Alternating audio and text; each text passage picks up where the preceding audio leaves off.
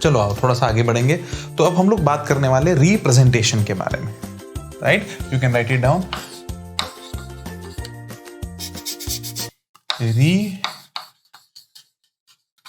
Representation of vector. एक vector को represent कैसे किया जाए, है ना? तो अगर तुम लोग देखो एक स्केलर को कैसे रिप्रेजेंट किया जाए, स्केलर को रिप्रेजेंट करने के लिए कोई लॉजिक लगाने की जरूरत नहीं।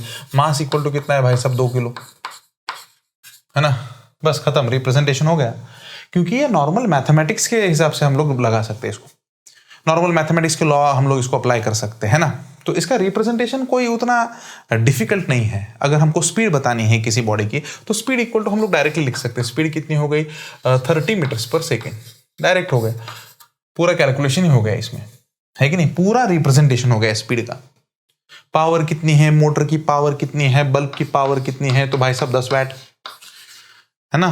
तो बल्ब तुम लोग किधर भी लगाओ, नॉर्थ में लगाओ, ईस्ट में लगाओ, वेस्ट में लगाओ, किधर भी पावर उतनी होने वाली है, 10 वाट। तो इस केस में स्केलर के रिप्रेजेंटेशन के लिए सिर्फ उसकी वैल्यू इंपॉर्टेंट होती है, लेकिन प्रॉपर यूनिट के साथ। लेकिन वेक्टर का रिप्रेजेंटेशन ऐसा नहीं होता। अगर सपोज मैं तुमको बताता हूं, अगर हमें फोर्स रिप्रेजेंट करना है ना, फोर्स की वैल्यू दी गई है, कितनी वैल्यू दी गई है भाई साहब, 10 न्यूटन, ठीक है? और हमें बताया गया है कि फोर्स एक्स एक्सिस के साथ 30 डिग्री एंगल करता है। तो ये जो दिया गया है ये वैल्यू है ना, 10 न्यूटन, जिसमें नंबर और यूनिट है, इसको हम लोग बोलेंगे फोर्स का मैग्नीट्यूड। क्या बोलेंगे? फोर्स का मैग्नीट्यूड। और यहां से यहां तक इसको बोलेंगे हम लोग डायरेक्शन। तो डायरेक्शन बेसिकली क्या है? तो डायरेक्शन बेसिकली एक एंगल है। अब देखो मैंने एंगल बोला, इसका मतलब अभी तो 100% तो अब डायरेक्शन तो एंगल ही होना चाहिए, ऐसा नहीं है। बहुत अलग तरीके से भी हम लोग डायरेक्शन बता सकते हैं। इस केस में एंगल है, नहीं तो लगे व्हाट्सएप पे मैसेज मत करना, अरे डायरेक्शन बोला सर ने, ऐसा कैसा गलत हो गया। डायरेक्शन के बहुत सारे तरीके हैं, उसमें से पहला तरीका क्या है, ये एंगल बता देना। तो डायरेक्शन बताने का बेस्ट तरीका है एंगल, है ना? कोऑर्डिनेट से भी डायरेक्शन बता सकते हैं, एक्स वाई प्लेन में भी लेके बता सकते हैं, नॉर्थ साउथ ईस्ट वेस्ट से भी बता सकते हैं। बहुत तरीके हैं डायरेक्शन बताने के लिए, लेकिन ये एग्जांपल मैं ले रहा हूं, मैं सभी तरीके तुमको बताऊंगा। टेंशन न ले, बिल्कुल टेंशन न ले, पूरा डेप्थ में कवर होगा। अब सर हमें मैग्नीट्यूड भी मिला, डायरेक्शन भी मिला, तो इसके लिए हमें प्रॉपर डायग्राम निकालनी पड़ेगी। तो इसको हम लोग पहले ग्राफिकली रिप्रेजेंट करेंगे। ग्राफिकल हम लोग कैसे रिप्रेजेंट करेंगे, फिर बाद में मैं तुमको बताऊंगा मैथमेटिकली कैसे इसको रिप्रेजेंट करेंगे, ठीक है ना? तो ग्राफिकली कैसे रिप्रेजेंट करेंगे? सबसे पहले ग्राफिकली मतलब ग्राफ पेपर बनाओ। ये देखो यहाँ पे, ये हमारे पास वाई एक्सिस प्रेजेंट है कि नहीं, और ये हमारे पास एक्स एक्सिस प्रेजेंट है, ठीक है ना? अब कोई भी ग्राफ निकालने के लिए सबसे पहली चीज की जरूरत क्या होती है, बोलो? कौन सी चीज की पहले जरूरत होती है? ग्राफ पेपर चाहिए। पागल हो गया क्या? ग्राफ पेपर तो है ही तेरे पास। ग्राफ पेपर के सिवा तेरे पास कौन सी वो चीज है जो जरूरत लगेगी? कोई भी ग्राफ निकालने के लिए सबसे इंपॉर्टेंट है स्केल। बिना स्केल के तुम लोग ग्राफ निकाल ही नहीं सकते, ठीक है? तो अब हमें कंसिडर करना पड़ेगा, क्या कंसिडर करना पड़ेगा? हमें एक सुटेबल स्केल कंसिडर करनी पड़ेगी। तो कैसे? चलो आ जाओ। तो स्केल कंसिडर करेंगे हम लोग। तो यहां पे हमारे पास 10 न्यूटन है, बराबर है? तो हम लोग क्या कंसिडर करने वाले हैं कि 1 सेंटीमीटर इक्वल टू हम लोग कंसिडर करने वाले 2 न्यूटन, बराबर?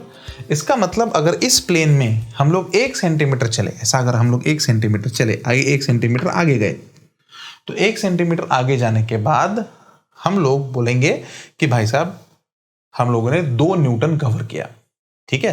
तो यहां पे हम लोग बोल सकते कि सर ये 2 न्यूटन हुआ, फिर बाद में यहां पे बोल सकते कि सपोज ये 1 न्यूटन है यहां पे, है ना? तो अगर मैं 1 सेंटीमीटर जाऊंगा तो यहां पे कितना न्यूटन कवर होगा? 2 न्यूटन कवर होगा। और अगर 1 सेंटीमीटर आगे जाऊंगा तो 4 न्यूटन कवर होगा। और अगर 1 सेंटीमीटर आगे जाऊंगा तो 6 न्यूटन कवर होगा, एंड सो ऑन, ठीक है? तो अगर मुझे ऐसा दिया होता, कैसा दिया होता कि पूरा का पूरा फोर्स एक्स एक्सिस में है, सुन लेना अच्छे से मैं क्या बोल रहा हूं। किसी भी ग्राफ पेपर को निकालने के लिए सबसे इंपॉर्टेंट चीज है स्केल। तो हम लोगों ने स्केल ली, क्या स्केल ली? 1 सेंटीमीटर इक्वल टू 2 न्यूटन, बराबर।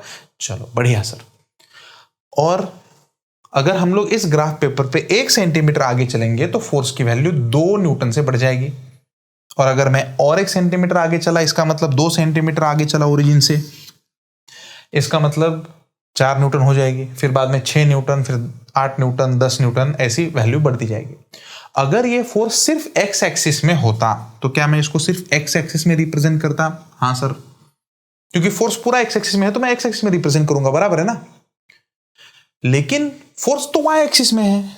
नहीं सर, ना फोर्स एक्स एक्सिस में है ना फोर्स वाई एक्सिस में है। तो फोर्स कैसा है? एंगल करता है। तो इसका मतलब क्या करें, यहां पे अपना प्रोटेक्टर रखें, प्रोटेक्टर है ना, और प्रोटेक्टर से 30 डिग्री मेजर करें तो यहां पे 30 डिग्री आ जाएगा, देखो बराबर। 30 डिग्री की एक लाइन ड्रॉ करें ऐसे, मान लेना कि ये 30 डिग्री करता है। अब व्हाट्सएप डाउट मत करना, ये तो लाइन 30 डिग्री नहीं है, ये तो लाइन 32 डिग्री है, ठीक है, फ्री हैंड डायग्राम है, समझ लेना। तो मान लो कि ये लाइन 30 डिग्री करती है। ये लाइन कितना एंगल करती है? 30 डिग्री करती है, बराबर। अब तुम्हारा फोर्स इस लाइन में रहने वाला है। अब बच्चे का बहुत बढ़िया डाउट है, बच्चे ने, बहुत होशियार बच्चे ने मुझे पूछा था पिछली बार, उसको अराउंड 160 आए थे। लेकिन सर आपको कैसे पता कि फोर्स ने इसी डायरेक्शन में एंगल किया है एक्स एक्सिस के साथ 30? बराबर डाउट है उसका। सर मैं लाइन यहां पे भी तो ड्रा कर सकता हूं ना ऐसे, और इधर एंगल ले सकता हूं 30। तो इस केस में देखो तुम्हारे पास एंगल कैसा दिया है, +30 दिया है कि -30 दिया है? ये देखो, ये एक्स एक्सिस के साथ एंगल बोल के मैंने डैश दिया है ये, तो तुम्हें वैल्यू देते वक्त +30 की वैल्यू दी है। और +30 वैल्यू, इसका मतलब हम लोगों ने एंगल के केस में देखा था, देखो अगर एंगल क्लॉकवाइज है तो निगेटिव है, एंटी क्लॉकवाइज है तो पॉजिटिव है, एंगल क्लॉकवाइज है तो निगेटिव है, एंटी क्लॉकवाइज है तो पॉजिटिव है। तो यहां पे हमारे पास एंगल पॉजिटिव है, तो पॉजिटिव का मतलब कैसे घूमना चाहिए मुझे? क्लॉक के डायरेक्शन में, कि क्लॉक के डायरेक्शन के अपोजिट? क्लॉक के डायरेक्शन के opposite, so anti clockwise direction में घूमना चाहिए। इसलिए मैं पॉजिटिव डायरेक्शन में घूमा। इधर मैं ऐसा घूमता है ना, मैं ऐसा घूमता, उस लाइन को ऐसे घुमाता, इस डायरेक्शन में घुमाता, और इस डायरेक्शन में अगर मैं घुमाता तो ये क्लॉकवाइज होता, मुझे एंटी क्लॉकवाइज चाहिए क्योंकि +30 दिया है। अगर -30 दिया होता तो मैं डेफिनेटली उस साइड जाता, इधर एक तो इस साइड जाता, वो तो ठीक था, या मैं इधर नीचे भी जा सकता था, ऐसे इधर नीचे भी जा सकता, लेकिन वो एंगल फिर डिटेल में मेंशन करना चाहिए, ठीक है। यहां पे फिलहाल हम लोग बेसिक रिप्रेजेंटेशन देख रहे हैं, इसलिए +30 कंसिडर कर लो, ठीक है सर। तो इसका मतलब फोर्स इस लाइन में रहेगा ऐसे, ठीक है। तो नॉर्मली हम लोग फोर्स ओरिजिन से निकालते, ये हम लोग ऐसा मानते कि ये फोर्स का स्टार्टिंग पॉइंट है। यहां पे मैं इरेज कर देता हूं और यहां पे मैं बोलता हूं भाई साहब ये फोर्स का क्या है? Starting point. क्या है फोर्स का? Starting point. यहां से फोर्स चालू होगा, और अगर यहां से फोर्स चालू होगा तो उसको हम लोग बोलेंगे tail, tail of a vector. इसको शॉर्ट फॉर्म में टी भी बोलते हैं। एक वेक्टर की टेल, और एक वेक्टर की टेल 99 केसेस में, 99% केसेस में ना, इसको इनिशियल पॉइंट भी बोला जाता है, इनिशियल पॉइंट या स्टार्टिंग पॉइंट भी बोला जाता है।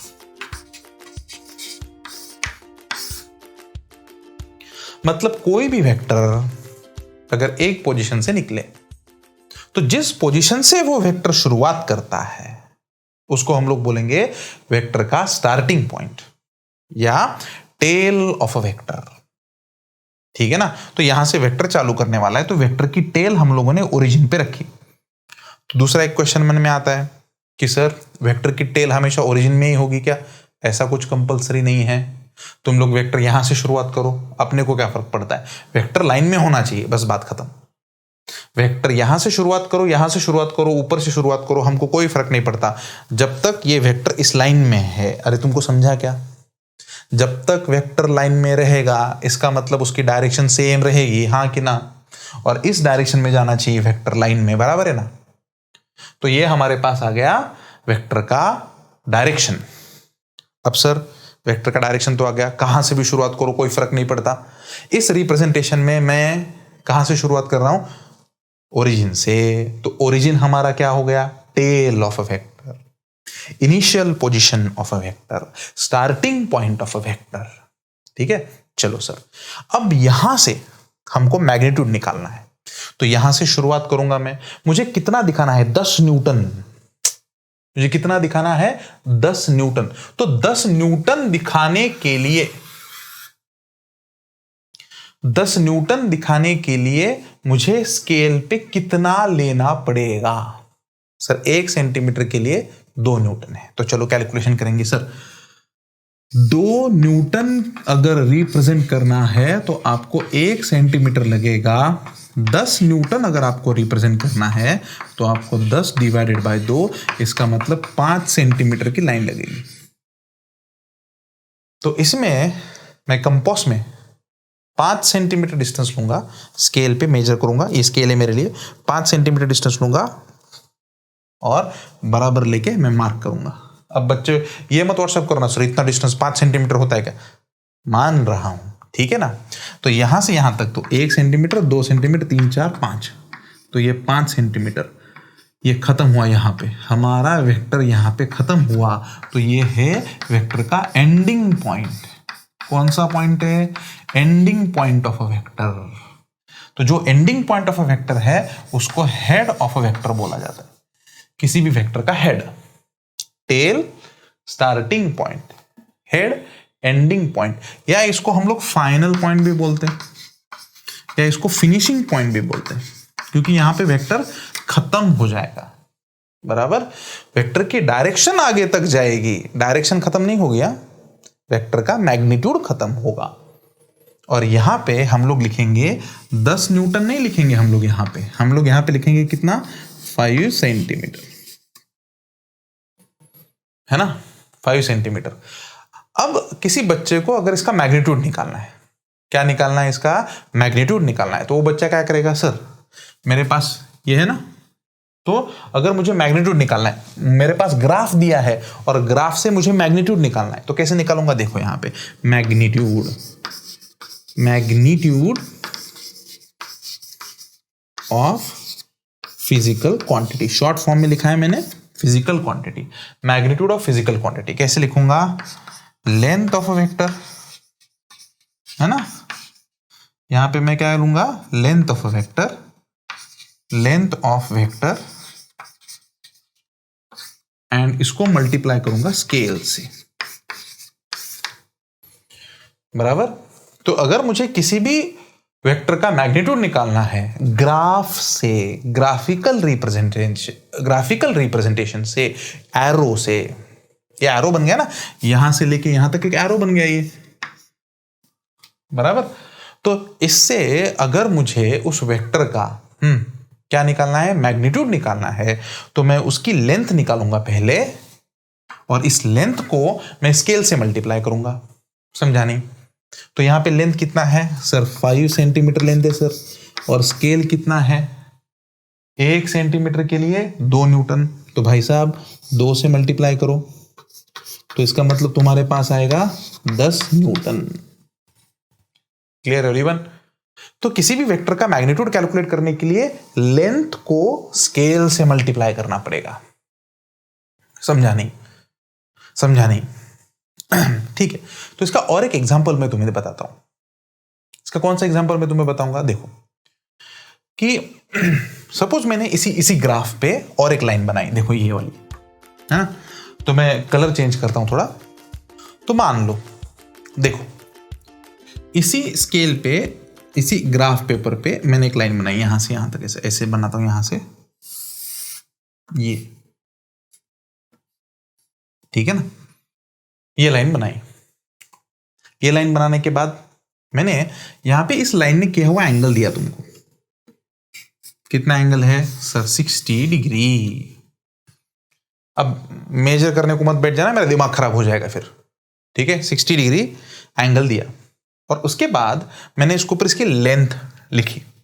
सपोज मैंने लेंथ लिखी इसकी, कितना लिखूं, मान लो 11 सेंटीमीटर, ठीक है। तो रेड कलर का वेक्टर दिख रहा है तुम्हें, और रेड कलर के वेक्टर के लिए हम लोगों ने क्या किया, हम लोगों ने क्या बोला कि एक रेड कलर का वेक्टर है सर, इसका ये स्टार्टिंग पॉइंट है, यहां पे देखो ये स्टार्टिंग पॉइंट है ना, इसका ये एंडिंग पॉइंट है सर, बेस्ट एंडिंग पॉइंट आ गया, और ये 11 सेंटीमीटर का है। तो मैं तुमको कुछ सवाल पूछूंगा, कुछ क्वेश्चंस, है ना। तो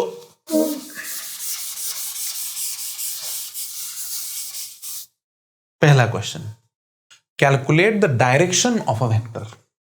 पहला क्वेश्चन, इस वेक्टर की डायरेक्शन क्या है। तो डायरेक्शन तुम लोग आराम से बता सकते हो, देखोगे तुम लोग, अरे ये तो ऐसे जाए, तो एंटी क्लॉकवाइज डायरेक्शन में गया है, एक्स एक्सिस के साथ एंगल कर रहा है, तो हम लोग क्या बोल सकते हैं, देखो देखो देखो देखो क्या बोलूंगा मैं, 60 degree plus 60 degree with x axis, 60 degree with x axis, ठीक है ना। डायरेक्शन बता दी तुम लोगों ने, तो एक्स एक्सिस के साथ पॉजिटिव 60 डिग्री करता है, मतलब एंटी क्लॉकवाइज, ठीक है ना। मैंने दूसरा सवाल तुम्हें पूछा, सेकंड क्वेश्चन, सेकंड क्वेश्चन मैंने तुम्हें क्या पूछा, what is the magnitude of a vector. उस वेक्टर का मैग्नीट्यूड निकालो। तो वेक्टर का मैग्नीट्यूड निकालने के लिए तुम लोग क्या करोगे, सर 1 सेंटीमीटर के लिए 2 न्यूटन है, आपने 11 सेंटीमीटर दिया है ना, तो 11 सेंटीमीटर के लिए कितना, तो यहां पे मैंने अगर 11 से मल्टीप्लाई किया तो यहां पे 22 न्यूटन हो जाएगा, बराबर। ऐसा लॉजिकली भी तुम लोग निकाल सकते हो, 1 सेंटीमीटर के लिए 2 न्यूटन, तो 11 के लिए कितना हो जाएगा, 11 सेंटीमीटर के लिए 22 न्यूटन। या तुम लोग हम लोगों ने दिया हुआ फॉर्मूला भी यूज कर सकते हो, ये फॉर्मूला तो बेसिकली यहीं से डिराइव हुआ है। तो इसका मतलब अगर मैग्नीट्यूड निकालना है, मैग्नीट्यूड अगर हमें निकालना है तो हम लोग कैसे लिखेंगे, हाँ सर, लेंथ ले लेना वेक्टर की, और उसको किससे मल्टीप्लाई करना पड़ेगा, स्केल से मल्टीप्लाई करना पड़ेगा। तो भाई साहब, what is the length of the vector, 11 centimetre, and यहां पे 2 न्यूटन स्केल है, इसका मतलब क्या होगा, 22 न्यूटन। तो इससे तुम्हें क्या पता चला, इससे बहुत एक इंपॉर्टेंट बात हमें पता चली, जैसे जैसे लिख लेना, इंपॉर्टेंट है, लिख लेना इसको, इंपॉर्टेंट है। जैसे जैसे वेक्टर की लेंथ बढ़ेगी, जैसे जैसे वेक्टर की लेंथ बढ़ेगी, वैसे वैसे वेक्टर का मैग्नीट्यूड बढ़ेगा। So magnitude of a vector is directly proportional to length of a vector, है ना। तो अगर मैंने तुमको बहुत ही सिंपल क्वेश्चन पूछा, देखो मैं सिंपल क्वेश्चन क्या पूछूंगा, ये पहला वेक्टर है और ये दूसरा वेक्टर है, ये वेक्टर है मान लो A और ये वेक्टर है मान लो B। तो इन दोनों वेक्टर्स में से, है ना, इसको थोड़ा डार्क बना देता हूं मैं, ये A और ये B, इन दोनों वेक्टर्स में से बड़ा वेक्टर कौन सा है। जब तुम्हें यह पूछा जाए ना कौन सा वेक्टर बड़ा है, तो उस केस में डायरेक्शन के बारे में नहीं सोचना है, उस केस में लेंथ के बारे में सोचना है। अब तुम लोग बोलोगे क्या सर, यहां पे लेंथ भी तो नहीं दिया है, लेंथ तो पता चल रही है, दिख रही है, और ये ग्राफ का डायग्राम है, इसलिए थ्रू द स्केल होगा। या दूसरा मैं तुमको बता सकता हूं कि बड़ा वेक्टर मतलब उसका मैग्नीट्यूड बड़ा होना चाहिए। तो विच इज लार्जर वेक्टर, ऐसा क्वेश्चन है, तो डायरेक्शन को छोड़ दो, मैग्नीट्यूड किसका ज्यादा है वो सोचो, मैग्नीट्यूड किसका ज्यादा। अब मैग्नीट्यूड किसका ज्यादा, जिसकी लेंथ ज्यादा, तो यहां पे किसकी लेंथ ज्यादा है, बी की लेंथ ज्यादा है ना, बी की लेंथ ज्यादा दिख रही है, तो हम लोग ऐसा बोल सकते हैं B vector is greater than A, ठीक है। लेकिन लेकिन लेकिन लेकिन जब भी वेक्टर को रिप्रेजेंट करते हैं ना, तो वेक्टर को ऐसे नहीं रिप्रेजेंट करते ए और बी, वेक्टर को सही मायने में लिखने का तरीका होता है, इसके ऊपर एक एरो बनाओ, तो इसको बोला जाएगा ए वेक्टर, बी वेक्टर, इसको ए वेक्टर, बी वेक्टर, यहां पे भी फोर्स वेक्टर, इसको ऐसा मैथमेटिकली रिप्रेजेंट किया जाता है। तो सिर्फ F इक्वल टू 10 ऐसा नहीं लिखते। अगर सर्व सपोज, देखो यहां पे मैं थोड़ा सा क्लियर करता हूं, आ जाओ, तो क्या क्लियर करना है मुझे, देखो यहां पे ध्यान दो, देखो, फोर्स एक वेक्टर है, ये मैथमेटिकली इसको ऐसे रिप्रेजेंट किया जाता है, फोर्स के ऊपर एरो। तो फोर्स एक वेक्टर है, तो फोर्स वेक्टर होगा तो उसको दो चीजें होंगी। कौन कौन सी दो चीजें? एक होगा मैग्नीट्यूड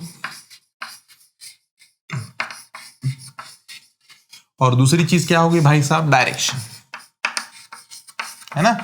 मैग्नीट्यूड होगा और डायरेक्शन होगा, ठीक है ना? तो मैग्नीट्यूड कैसे लिखा जाता है? बेस्ट मैग्नीट्यूड लिखने का तरीका मैं तुम्हें बताता हूं। अगर तुम्हें मैग्नीट्यूड लिखना है, अगर तुम्हें मैग्नीट्यूड लिखना है तो पहली बात तो ये जान लो, मैग्नीट्यूड हमेशा पॉजिटिव होता है। इट इज ऑलवेज पॉजिटिव, और जीरो भी हो सकता है, लेकिन पॉजिटिव हम लोग मान लेते हैं।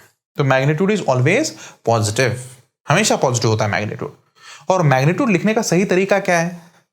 इस एफ के ऊपर का एरो निकाल दो, तो इसका मतलब एफ इक्वल टू ऐसा लिखते हैं, सभी बुक्स इसको ऐसा लिखते हैं, एफ इक्वल टू। इसको लिखने का और एक तरीका है, कैसे? ऐसा करो, दो लाइंस ड्रॉ करो और एफ वेक्टर। इस दो लाइंस के बारे में तुम लोगों ने पढ़ा होगा, इसको मॉड ऐसा बोलते हैं या मॉड्यूलस ऐसा बोलते हैं ना।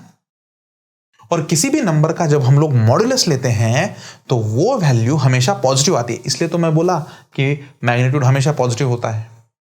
अगर तुम्हारा मैग्नीट्यूड निगेटिव आ रहा है ना, इसका मतलब तुम लोगों ने कुछ गड़बड़ करा है। मैग्नीट्यूड कभी निगेटिव आ नहीं सकता प्रॉब्लम्स में। तो ये ध्यान देना कि मैग्नीट्यूड हमेशा पॉजिटिव आएगा, और इसको लिखने के दो तरीके, एक तो एफ इक्वल टू लिखो या एफ वेक्टर का मॉड इक्वल टू लिखो, और इसको हम लोग लिख सकते हैं 10 न्यूटन। Done everyone? तो अब तुम लोग बोलेगे अरे इसमें तो डायरेक्शन आया ही नहीं। हाँ, बिना डायरेक्शन ही मैग्नीट्यूड होता है। जब हम लोग मैग्नीट्यूड लिखते हैं तब हम लोग डायरेक्शन मेंशन नहीं करते। तो मैग्नीट्यूड लिखने के दो तरीके, एफ इक्वल टू लिखें या एफ वेक्टर का मॉड्यूलस इक्वल टू लिखें। ये तो पहला हो गया। अच्छा सर, अभी दूसरा क्या है बताता हूं। नेक्स्ट केस में क्या करना है तुम्हें? अगर तुम्हें मैग्नीट्यूड और डायरेक्शन दोनों लिखना है तो तुम्हें वेक्टर फॉर्म में लिखना है।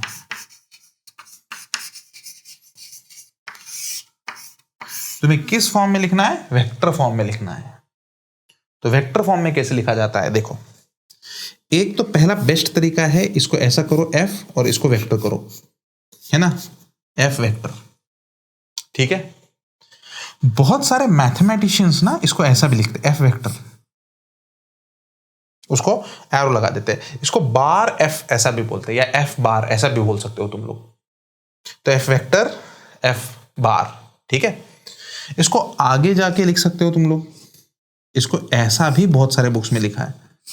इसको बोल्ड बना दो, इसको थिक कर दो, तो ये बहुत ज्यादा टाइम कंज्यूमिंग है, ऐसा घिसते बैठना पड़ेगा इसको। तो एफ वेक्टर, एफ बार या बार एफ या एफ बोल्ड लेटर्स में। अगर तुम लोग वेक्टर फॉर्म में लिख रहे हो तो तुम्हें दो चीजें बतानी चाहिए, मैग्नीट्यूड और डायरेक्शन। तो इस केस में हम लोग ऐसा लिखेंगे इक्वल टू, तो एफ की वैल्यू मैं यहां पे लिखूंगा इक्वल टू, मैं यहां पे लिखूंगा 10 न्यूटन, मैग्नीट्यूड हो गया, और यहां पे कॉमा दे दूंगा एक, यहां पे क्या दूंगा? कॉमा दूंगा, है ना?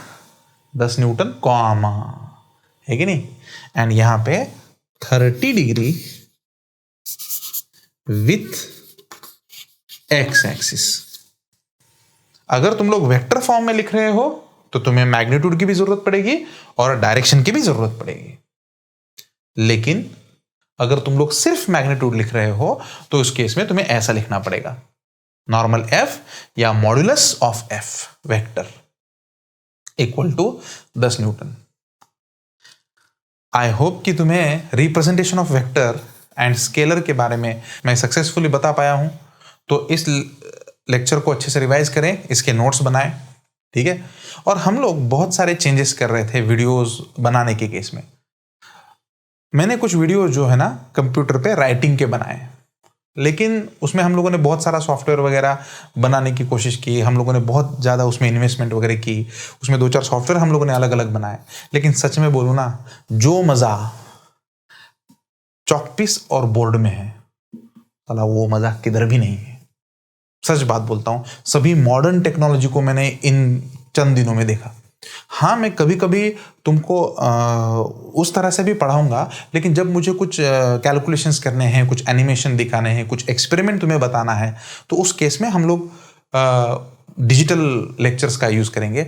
लेकिन मुझे तो ये बेस्ट लगता है, चॉक पिस लो, मस्त बोर्ड के सामने खड़े हो जाओ और जो दिल में है धड़ाधड़ बक डालो। ठीक है, मेरे हिसाब से तुम लोग अच्छे से घर पे प्रैक्टिस कर रहे होंगे और स्केलर वेक्टर के टाइप्स वगैरह हमको आगे और देखने हैं। और मुझे ये पता है कि हम लोगों ने कल का लेक्चर मिस किया हुआ है, तो मैं और एक्स्ट्रा लेक्चर तुम लोगों को इन आने वाले दिनों में दे दूंगा। तो जो मिस हुआ है उस लेक्चर का बिल्कुल टेंशन न लें, उसका मैं एक्स्ट्रा लेक्चर तुम्हारे यूट्यूब में अपलोड कर दूंगा। क्लियर? चलो bye bye everyone, see you, thank you.